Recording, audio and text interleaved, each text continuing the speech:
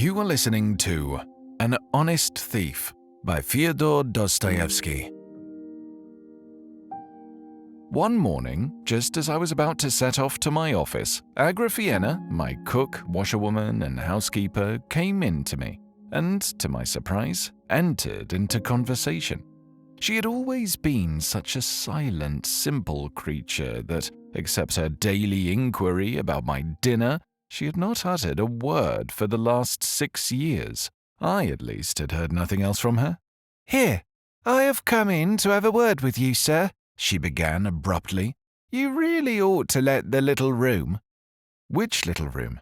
"Why, the one next to the kitchen, to be sure." "What for?" "What for? Why, because folks do take in lodgers, to be sure." "But who would take it?" "Who would take it? Why, a lodger would take it, to be sure." "But, my good woman, one could not put a bedstead in it. There wouldn't be room to move. Who could live in it?" "Who wants to live there? As long as he had a place to sleep in, why, he would live in the window." "In what window?"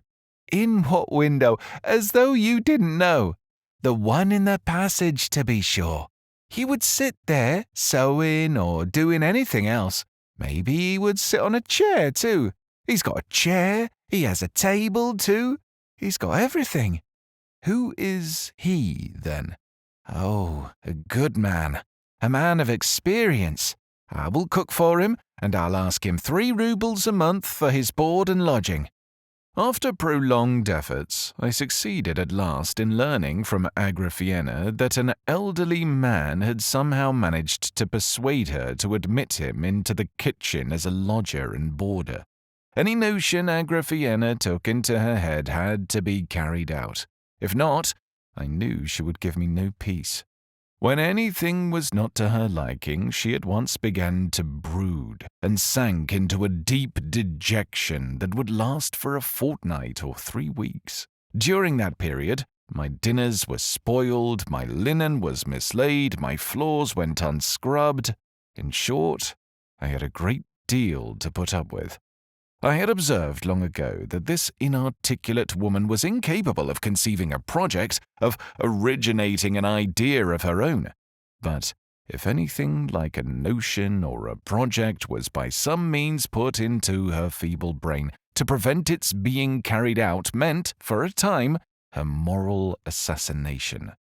And so, as I cared more for my peace of mind than for anything else, I consented forthwith. "He has a passport, anyway, or something of the sort?"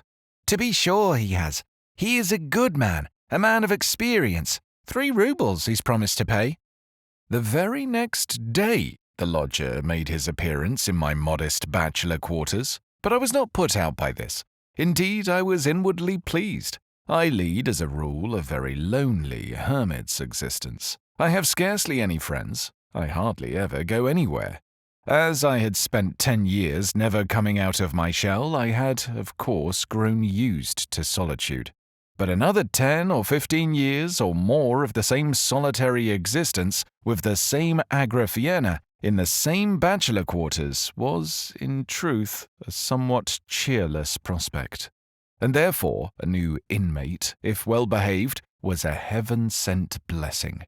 Agrafena had spoken truly. My lodger was certainly a man of experience. From his passport it appeared he'd been an old soldier, a fact I should have known seen from his face. An old soldier is easily recognized. Stafy Ivanovitch was a favorable specimen of his class. We got on very well together. What was best of all, Stafy Ivanovitch would sometimes tell a story, describing some incident in his own life. In the perpetual boredom of my existence, such a storyteller was a veritable treasure. One day he told me one of these stories. It made an impression on me. The following event was what led to it. I was left alone in the flat. Both Stafy and Agrafena were out on business of their own. All of a sudden, I heard from the inner room somebody. I fancied a stranger come in. I went out. There actually was a stranger in the passage, a short fellow wearing no overcoat in spite of the cold autumn air. "What do you want?" Does a clerk called Alexandrov live here? Nobody of that name here, brother. Goodbye. Why, the street cleaner told me it was here, said my visitor, cautiously retiring towards the door. Be off, brother, get along. Next day after dinner, while Stafy Ivanovitch was fitting on a coat which he was altering for me, again someone came into the passage. I half opened the door.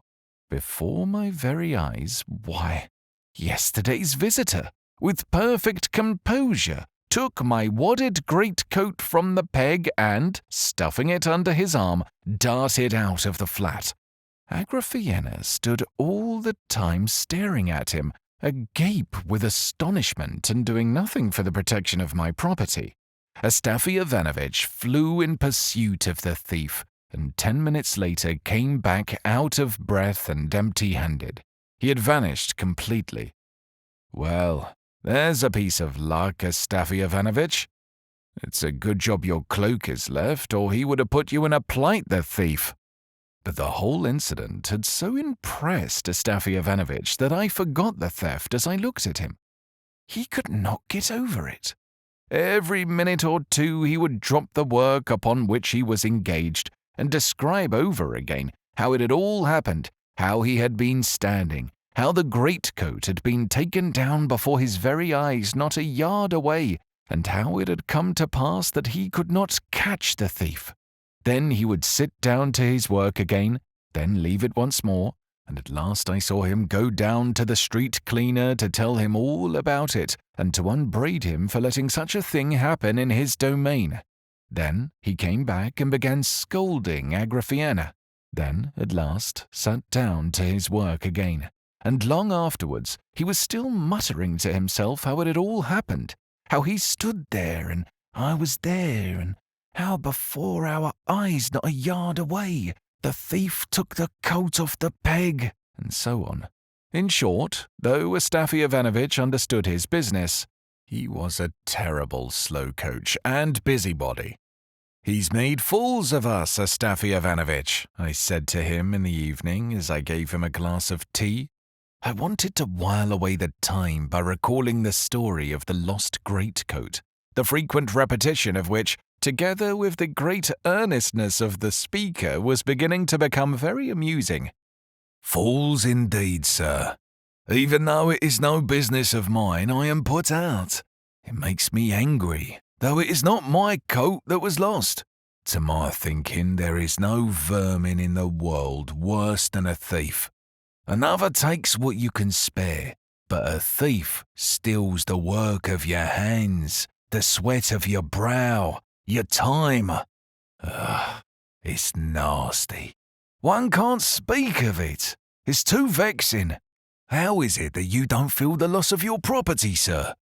Yes, you are right, Stafy Ivanovitch. Better if the thing had been burnt. It's annoying to let the thief have it. It's disagreeable. Disagreeable? I should think so.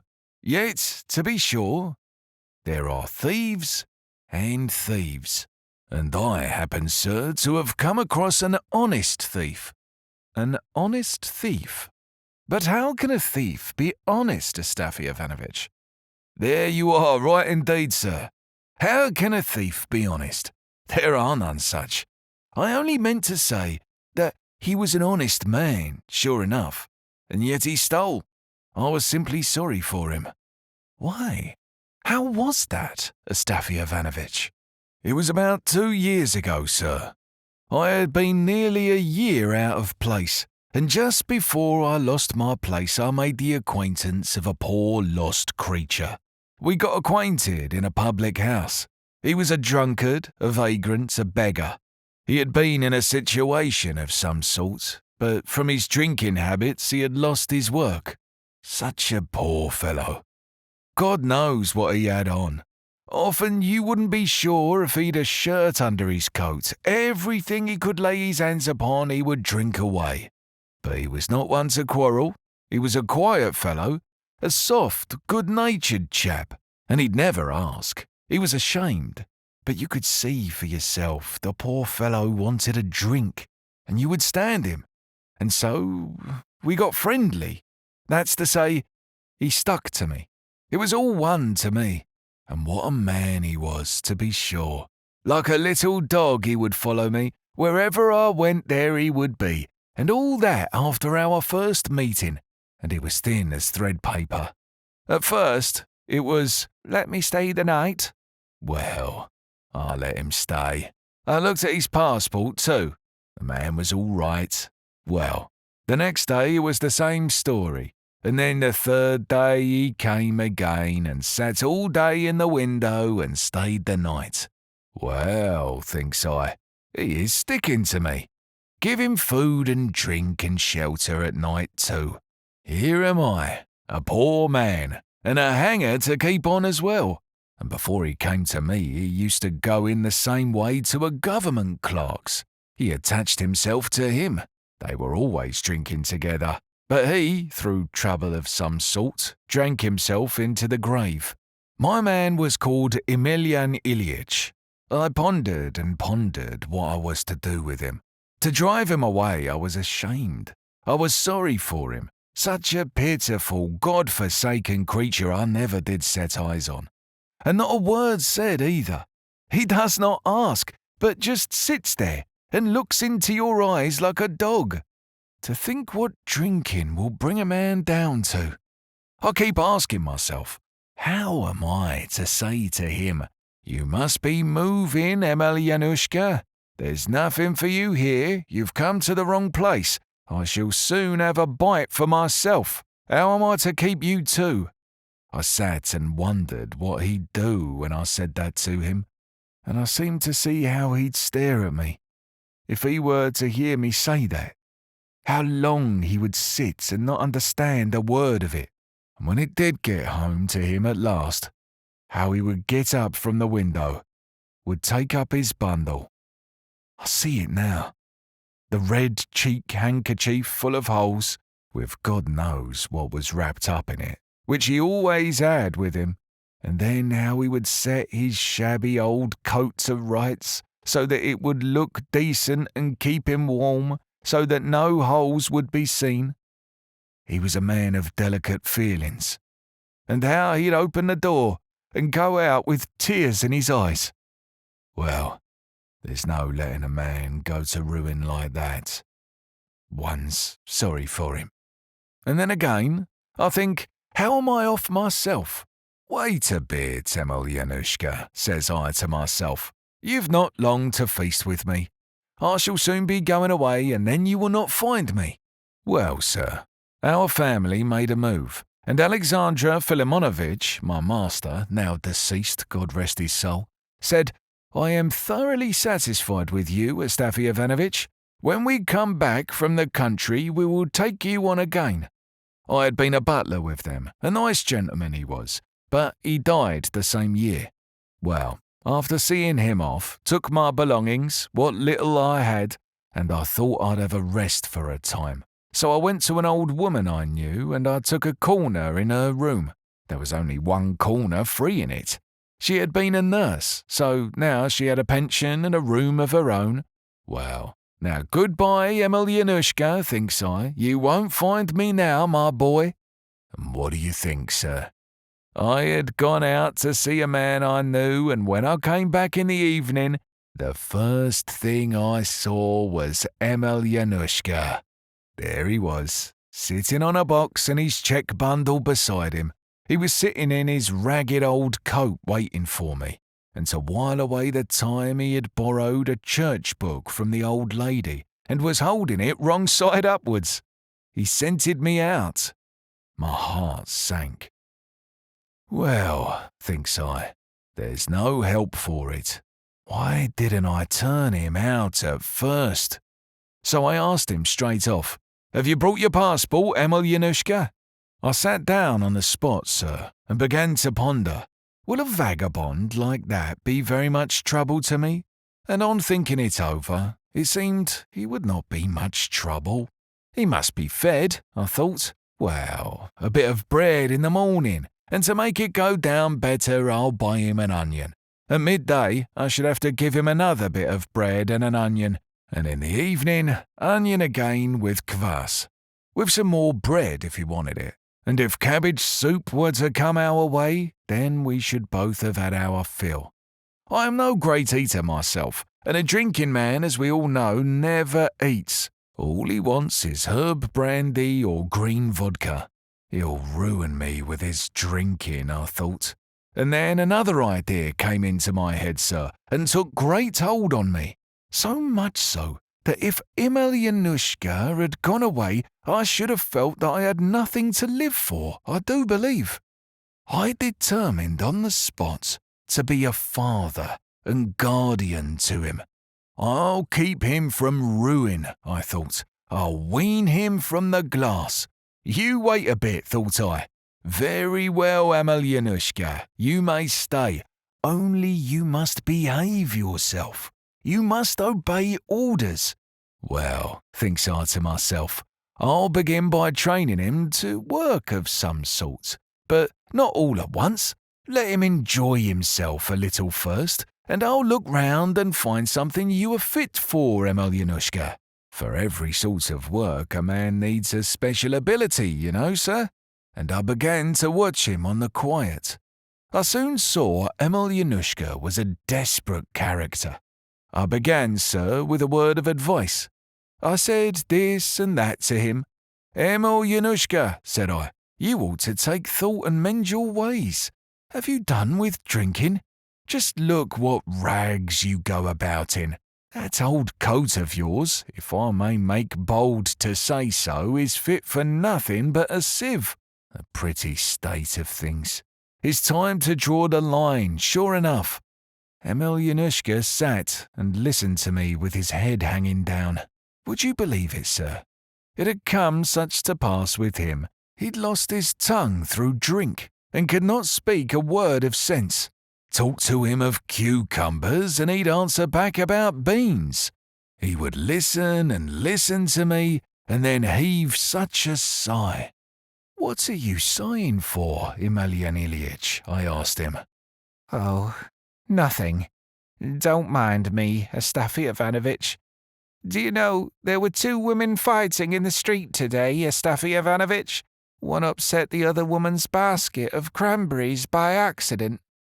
Well, what of that?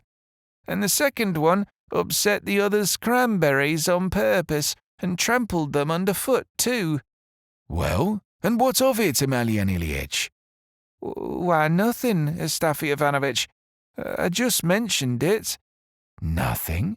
I just mentioned it? Emelyanushka, my boy, I thought. You've squandered and drunk away your brains. And do you know a gentleman dropped a money note on the pavement in Gorohovy Street? No, it was Sadovy Street. And a peasant saw it and said, "That's my hack." And at the same time another man saw it and said, "No, it's my bit of luck. I saw it before you did." Well, Emelyan Ilyitch? And the fellows had to fight over it, Stafy Ivanovitch. But a policeman came up, took away the note, gave it back to the gentleman, and threatened to take up both the men. Well, but what of that? What is there edifying about it, Emelyanushka? Why, nothing, to be sure. Folks laughed, Stafy Ivanovitch. Ach, Emelyanushka, what do folks matter? You've sold your soul for a brass farthing. But do you know what I have to tell you, Emelyan Ilyitch? What, Stafy Ivanovitch? Take a job of some sort. That's what you must do. For the 100th time I say to you, set to work. Have mercy on yourself. What could I set to, Stafy Ivanovitch? I don't know what job I could set to, and there is no one who will take me on, Stafy Ivanovitch. That's how you came to be turned off, Emelyanushka, you drinking man. And do you know Vlas, the waiter? He was sent for to the office today, Stafy Ivanovitch. Why did they send for him, Emelyanushka? I asked. I could not say why, Stafy Ivanovitch. I suppose they wanted him there, and that's why they sent for him. Ugh, thought I, we are in a bad way, poor Emelyanushka. The Lord is chastising us for our sins. Well, sir, what is one to do with such a man?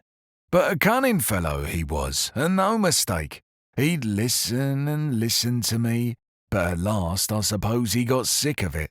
As soon as he sees I am beginning to get angry, he'd pick up his old coat and he'd slip out and leave no trace. He'd wander about all day and come back at night drunk. Where he got the money from, the Lord only knows. I had no hand in it. No, said I. Emelyan Ilyitch, you'll come to a bad end. Give over drinking. Mind what I say now, give it up. Next time you come home in liquor, you can spend the night on the stairs. I won't let you in. After hearing that threat, Emelyanushka sat at home that day and the next. But on the third, he slipped off again. I waited and waited. He didn't come back. Well, at least I don't mind owning I was in a fright, and I felt for the man too. What have I done to him, I thought. I've scared him away. Where's the poor fellow gone to now? He'll get lost, maybe. Lord have mercy upon us. Night came on. He did not come. In the morning I went out into the porch. I looked, and if he hadn't gone to sleep in the porch, there he was with his head on the step and chilled to the marrow of his bones. What next, Emelyanushka? God have mercy on you. Where will you get to next? Why, you were sort of angry with me, Stafy Ivanovitch. The other day you were vexed and promised to put me to sleep in the porch, so I didn't sort of venture to come in, Stafy Ivanovitch, and so I lay down here. I did feel angry, and sorry too. Surely you might undertake some other duty, Emelyanushka, instead of lying here guarding the steps, I said. Why, what other duty, Stafy Ivanovitch? You lost soul. I was in such a rage I called him that. If you could but learn tailoring work, look at your old rag of a coat. It's not enough to have it in tatters. Here you are sweeping the steps with it. You might take a needle and boggle up your rags as decency demands. Ah, you drunken man! What do you think, sir? He actually did take a needle. Of course, I said it in jest, but he was so scared he set to work. He took off his coat and began threading the needle. I watched him, and, as you may well guess, his eyes were all red and bleary, and his hands were all of a shake. He kept shoving and shoving the thread and could not get it through the eye of the needle. He kept screwing his eyes up and wetting the thread and twisting it in his fingers. It was no good. He gave it up and looked at me. Well, I said, this is a nice way to treat me. If there had been folks by to see, I don't know what I should have done. Why, you simple fellow, I said it in joke, as a reproach. Give over your nonsense, God bless you. Sit quiet and don't put me to shame. Don't sleep on my stairs and make a laughing-stock of me. Why, what am I to do, Stafy Ivanovitch? I know very well I am a drunkard and a good-for-nothing. I can do nothing but vex you, my benefactor. And at that, his blue lips began all of a sudden to quiver, and a tear ran down his white cheek and trembled on his stubbly chin. And then poor Emelyanushka burst into a regular flood of tears. Mercy on us. I felt as though a knife were thrust into my heart. The sensitive creature. I'd never have expected it. Who could have guessed it? No, Emelyanushka, thought I shall give you up altogether. You can go your way like the rubbish you are.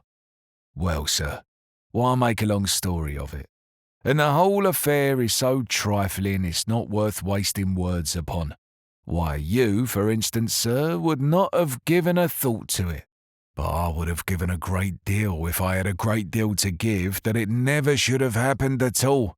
I had a pair of riding breeches by me, sir, deuce take them. Fine, first-rate riding breeches they were too, blue with a check on it. They'd been ordered by a gentleman from the country, but he would not have them after all, said they were not full enough. So they were left on my hands. It struck me that they were worth something. At the second-hand dealers I ought to get 5 silver roubles for them, or, if not, I could turn them into 2 pairs of trousers for Petersburg gentlemen and have a piece over for a waistcoat for myself. Of course, for poor people like us, everything comes in. And it happened just then that Emelyan was having a sad time of it. There he sat day after day. He did not drink, not a drop passed his lips, but he sat and moped like an owl. It was sad to see him. He just sat and brooded. Well, thought I, either you've got a copper to spend, my lad, or else you're turning over a new leaf for yourself. You've given it up. You've listened to reason. Well, sir, that's how it was with us. And just then came a holiday. I went to Vespers. When I came home, I found Emelyan sitting in the window, drunk and rocking to and fro. Ah, so that's what you've been up to, my lad. And I went to get something out of my chest. And when I looked in, the breeches were not there. I rummaged here and there. They'd vanished.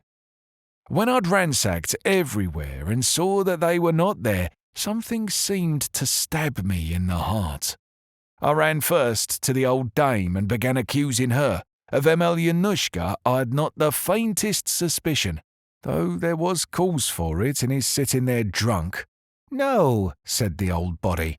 "God be with you, my fine gentleman. What good are riding breeches to me? Am I going to wear such things? Why, a skirt I had lost the other day through a fellow of your sort. I know nothing.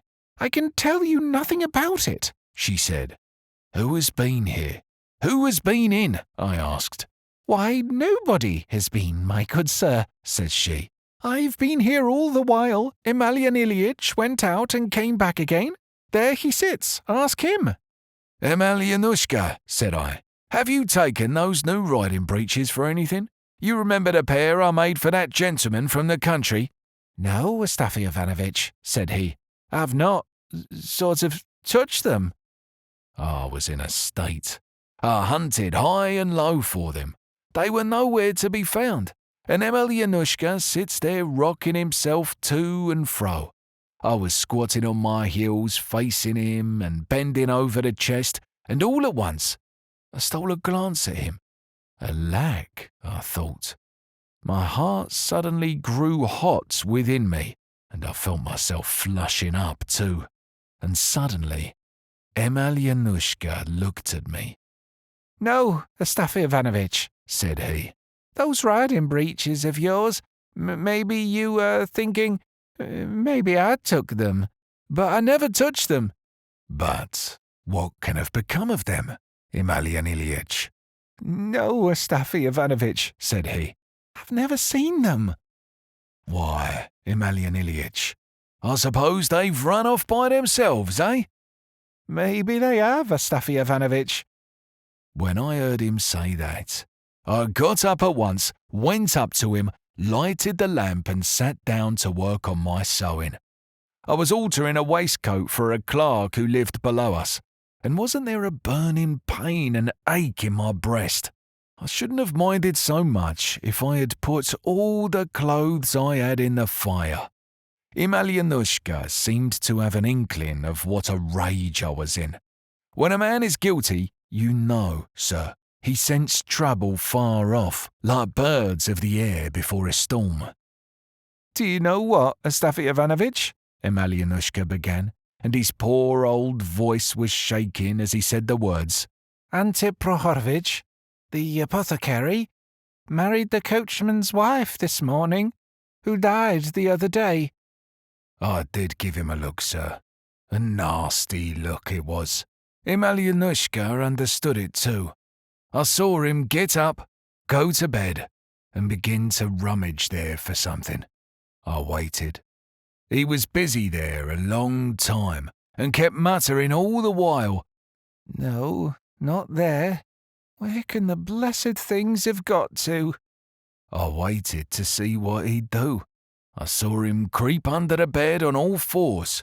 I couldn't bear it any longer. "What are you crawling about under the bed for, Emelyan Ilyich?" said I. "Looking for the breeches, Stafy Ivanovitch. Maybe they've dropped down there somewhere." "Why should you try to help a poor simple man like me?" said I. "Crawling on your hands and knees for nothing, sir," I called him in my vexation. "Oh, never mind, Stafy Ivanovitch. I'll just look. They'll turn up maybe somewhere." Said I. "Look here, Emelyan Ilyich." "What is it, Stafy Ivanovitch?" said he. "Haven't you simply stolen them from me like a thief and a robber in return for the bread and salt you've eaten here?" said I. I felt so angry, sir, at seeing him fooling about on his knees before me. "No, Stafy Ivanovitch." And he stayed lying as he was on his face under the bed. A long time he lay there, and then at last he crept out. I looked at him, and the man was as white as a sheet. He stood up and sat down near me in the window and sat for some 10 minutes. "No, Stafy Ivanovitch," he said, and all at once he stood up and came towards me, and I can see him now. He looked dreadful. "No, Stafy Ivanovitch," said he, "I never touched your breeches." And he was all of a shake, poking himself in the chest with a trembling finger, and his dear old voice shook so that I was frightened, sir, and sat as though I was rooted to the window seat. "Well, Emelyan Ilyich," said I, "as you will. Forgive me if I in my foolishness have accused you unjustly. As for the breeches, let them go hang. We can live without them. We've still got our hands, thank God. We need not go thieving or begging from some other poor man. We'll earn our bread." Emelyanushka heard me out and went on standing there before me. I looked up, and he had sat down, and there he sat all the evening without stirring. At last I lay down to sleep. Emelyanushka went on sitting in the same place. When I looked out in the morning, he was lying curled up in his old coat on the bare floor. He felt too crushed even to come to bed. Well, sir, I felt no more liking for the fellow from that day. In fact, for the first few days, I hated him. I felt as one may say as though my own son had robbed me and done me a deadly hurt. Ah, thought I, Emelyanushka, Emelyanushka. And Emelyanushka, sir, went on drinking for a whole fortnight without stopping. He was drunk all the time and regularly besotted. He went out in the morning and came back late at night, and for a whole fortnight I didn't get a word out of him. It was as though grief was gnawing at his heart, or as though he wanted to do for himself completely. At last he stopped. He must have come to the end of all he'd got, and then he sat in the window again. I remember he sat there without speaking for 3 days and 3 nights. All of a sudden, I saw that he was crying. He was just sitting there, sir, and crying like anything. A perfect stream, as though he didn't know how his tears were flowing. And it's a sad thing, sir, to see a grown-up man, and an old man too, crying from woe and grief. "What's the matter, Emelyanushka?" said I. He began to tremble so that he shook all over. I spoke to him for the first time since that evening. "Nothing, Stafy Ivanovitch." "God be with you, Emelyanushka. What's lost is lost. Why are you moping about like this?" I felt sorry for him. "Oh, Nothing, Stafy Ivanovitch. This don't matter. I want to find some work to do, Stafy Ivanovitch." "And what sort of work, pray, Emelyanushka?" "Why, any sort. Perhaps I could find a situation such as I used to have. I've been all ready to ask Fedosey Ivanitch. I don't like to be a burden on you, Stafy Ivanovitch. If I can find a situation, Stafy Ivanovitch, then I'll pay it you all back and make you a return for all your hospitality." "Enough, Emelyanushka, enough. Let bygones be bygones, and no more to be said about it. Let us go on as we used to do before." "No, Stafy Ivanovitch. You maybe think, but I never touched your riding breeches." "Well, have it your own way. God be with you, Emelyanushka." "No, Stafy Ivanovitch. I can't go on living with you. That's clear. You must excuse me, Stafy Ivanovitch." "Why, God bless you, Emelyan Ilyitch? Who's offending you and driving you out of the place? Am I doing it?" "No, it's not the proper thing for me to live with you like this, Stafy Ivanovitch. I'd better be going." He was so hurt, it seemed. He stuck to his point. I looked at him, and sure enough, he got up and pulled his old coat over his shoulder. "But where are you going, Emelyan Ilyitch? Listen to reason. What are you about? Where are you off to?" "No, goodbye, Stafy Ivanovitch. Don't keep me now." He was blubbering again. "I'd better be going. You're not the same now." "Not the same as what? I am the same. But you'll be lost by yourself like a poor helpless babe, Emelyan Ilyitch." "No, Stafy Ivanovitch. When you go out now, you lock up your chest, and it makes me cry to see it, Stafy Ivanovitch. You'd better let me go, Stafy Ivanovitch, and forgive me all the trouble I've given you while I've been living with you." Well, sir, the man went away. I waited for a day. I expected he'd be back in the evening. No. Next day, no sign of him. Nor the third day either. I began to get frightened. I was so worried. I couldn't drink, I couldn't eat, I couldn't sleep. The fellow had quite disarmed me. On the fourth day, I went out to look for him. I peeped into all the taverns to inquire for him. But no, Emelyanushka was lost. "Have you managed to keep yourself alive, Emelyanushka?" I wondered. "Perhaps he is lying dead under some hedge, poor drunkard, like a sodden log." I went home more dead than alive. Next day, I went out to look for him again, and I kept cursing myself that I'd been such a fool as to let the man go off by himself. On the fifth day, it was a holiday. In the early morning, I heard the door creak.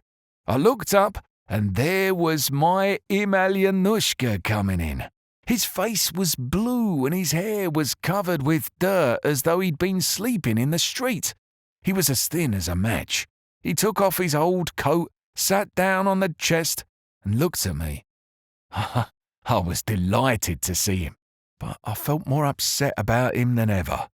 For you see, sir, if I had been overtaken in some sin, as true as I am here, sir, I'd have died like a dog before I'd have come back. But Emelyanushka did come back. And the sad thing it was, sure enough, to see a man sunk so low. I began to look after him, to talk to him kindly, to comfort him. "Well, Emelyanushka," said I am glad you've come back. Had you been away much longer, I should have gone to look for you in the taverns again today. Are you hungry?" "No, Stafy Ivanovitch." "Come now, aren't you really? Here, brother, is some cabbage soup left over from yesterday. There was meat in it. It is good stuff. And here is some bread and onion. Come, eat it. It'll do you no harm." I made him eat it, and I saw at once that the man had not tasted food for maybe 3 days. He was as hungry as a wolf. So it was hunger that had driven him to me. My heart was melted looking at the poor dear. Let me run to the tavern, thought I. I'll get something to ease his heart, and then we'll make an end of it. I've no more anger in my heart against you, Emelyanushka. I brought him some vodka. Here, Emelyan Ilyich, let us have a drink for the holiday. Like a drink, and it will do you good. He held out his hand, held it out greedily. He was just taking it, and then he stopped himself. But a minute after I saw him take it and lift it to his mouth, spilling it on his sleeve. But though he got it to his lips, he set it down on the table again. What is it, Emelyanushka? Nothing, Stafy Ivanovitch. Sort of. Won't you drink it? Well, Stafy Ivanovitch, I'm not going to drink any more, Stafy Ivanovitch. Do you mean you've given it up altogether, Emelyanushka? Or are you only not going to drink today? He did not answer. A minute later, I saw him rest his head on his hand. What's the matter, Emelyanushka? Are you ill? Why, yes, Stafy Ivanovitch.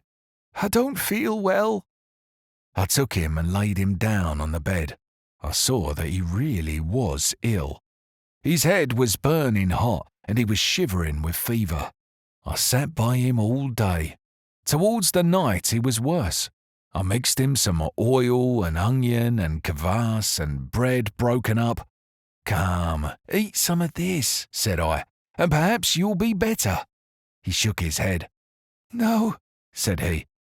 I won't have any dinner today, Stafy Ivanovitch. I made some tea for him. I quite flustered our old woman. He was no better. Well, thinks I, it's a bad lookout. The third morning I went for a medical gentleman. There was one I knew living close by, Kostopravov by name. I'd made his acquaintance when I was in service with the Bosomyagins. He'd attended me. The doctor came and looked at him. He's in a bad way, said he. It was no use sending for me, but if you'd like I can give him a powder. Well, I didn't give him a powder. I thought that's just the doctor's little game. And then the fifth day came.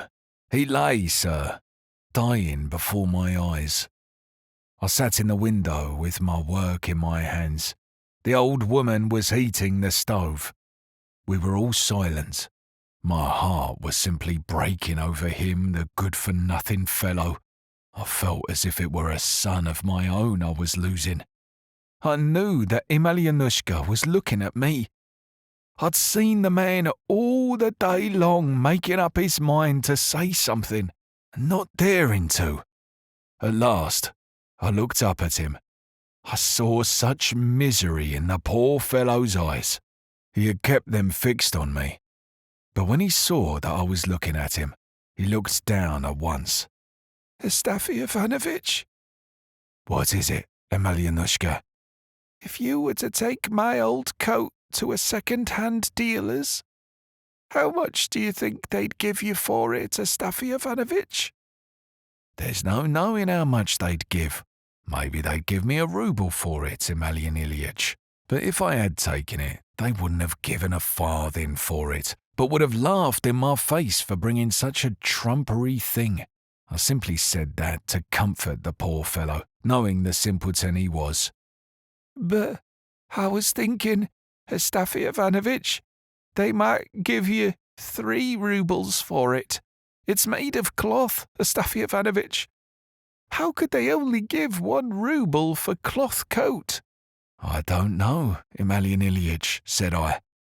If you were thinking of taking it, you should certainly ask 3 rubles to begin with. Emelyanushka was silent for a time, and then he addressed me again. Stafy Ivanovitch. What is it, Emelyanushka? I asked. Sell my coat when I die, and don't bury me in it. I can lie as well without it, and it's a thing of some value. It might come in useful. I can't tell you how it made my heart ache to hear him.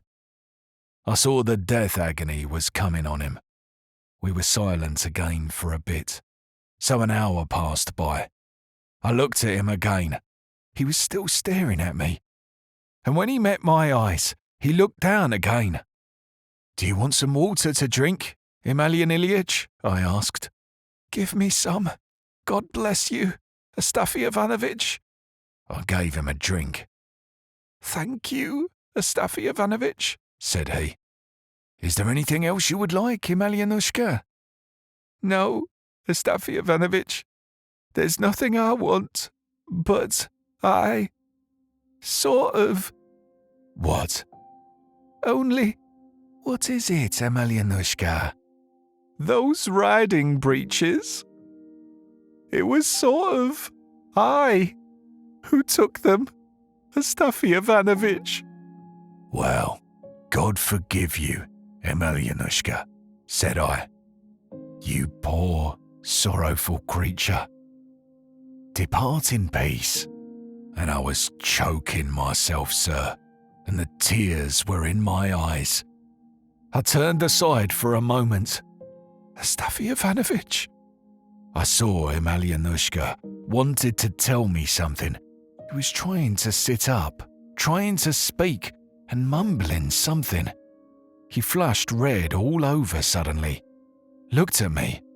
Then I saw him turn white again, whiter and whiter, and he seemed to sink away all in a minute. His head fell back.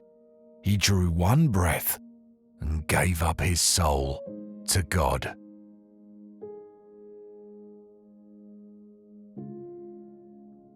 You have been listening to An Honest Thief by Fyodor Dostoevsky, narrated by Jay Forrester. If you enjoyed this recording, I hope that you'll subscribe to the channel. I mostly talk about the books that I've been reading, but every now and then I'll narrate a classic piece of literature that's chosen by the subscribers. If you'd like to hear another free audiobook, then you can click on the video showing up on your screen right now. Thanks for listening.